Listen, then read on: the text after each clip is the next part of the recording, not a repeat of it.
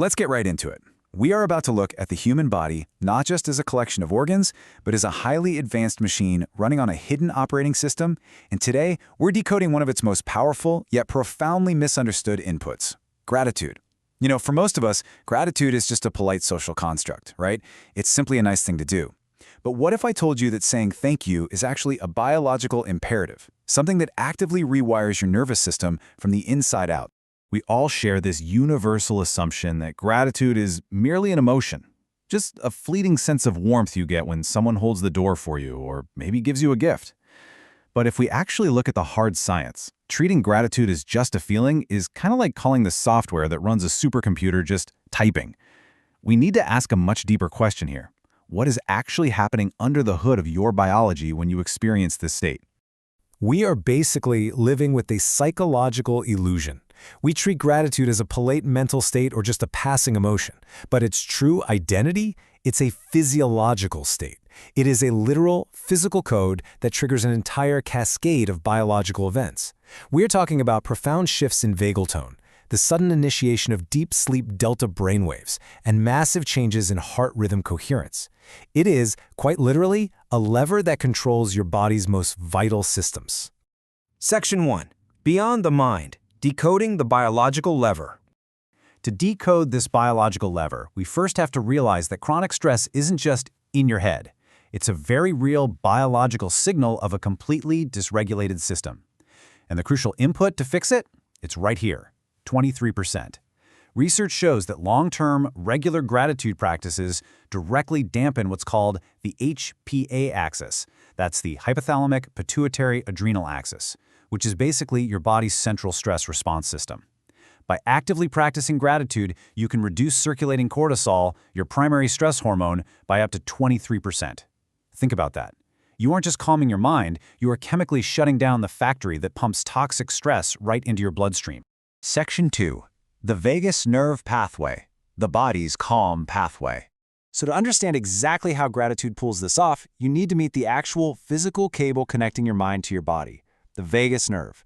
This is the longest nerve in your autonomic nervous system. It runs all the way from your brainstem, down through your neck, into your chest, and right down into your abdomen. When you experience a moment of genuine gratitude, you stimulate this exact nerve. It acts like an emergency brake, instantly shifting your body out of that sympathetic fight-or-flight survival state and dropping you straight into a parasympathetic state of safety. It is neurophysiology in action. When gratitude cranks up that vagal tone, the systemic consequences are immediate and they are incredibly widespread. Your prefrontal cortex, the logical executive part of your brain, suddenly starts communicating way better with your amygdala, which is your emotional alarm system. So you stop reacting to threats and you start responding with calm. Your immune response strengthens. Your digestion improves. You are quite literally teaching your brain to expect safety instead of danger. Section 3. Reprogramming deep sleep, the architecture of restoration. Now let's apply this operating system to our ultimate biological necessity, sleep. We need to start treating the bedroom as a biological laboratory where your entire system undergoes repair. If you have ever stared at the ceiling at 2 a.m., this is going to explain so much. It's called perfectionism cognition theory. It identifies the exact cognitive vulnerability that drives chronic insomnia. It's that hypervigilant loop of evaluating your day, worrying about tomorrow, analyzing every little mistake just before you fall asleep. This pre-sleep rumination keeps your nervous system highly aroused, making it biologically impossible to actually transition into restorative sleep. But here is the hidden mechanism that changes the whole game. By simply directing your mind toward gratitude before bed, you immediately halt that rumination. This positive cognition stimulates the myelinated ventral vagus nerve. Your autonomic nervous system receives a crystal clear message: we are safe. And only then can your brain initiate the slow-wave delta oscillations that are strictly required for deep sleep. The grateful thought is the literal key that unlocks the physical architecture of restoration. And you can actually see this in brainwave data. A stressed, ruminating brain is totally trapped in alpha waves. They're erratic, hypervigilant, and just bombarded by intrusive thoughts. But gratitude? It flips the switch to delta waves. These are beautiful, slow, deep oscillations ranging from 0.5 to 4 Hz. This isn't just about falling asleep faster. This is about altering the electrical frequency of your brain to repair your tissues and consolidate your memories. Section 4. Heart rhythm coherence, the cardiovascular code.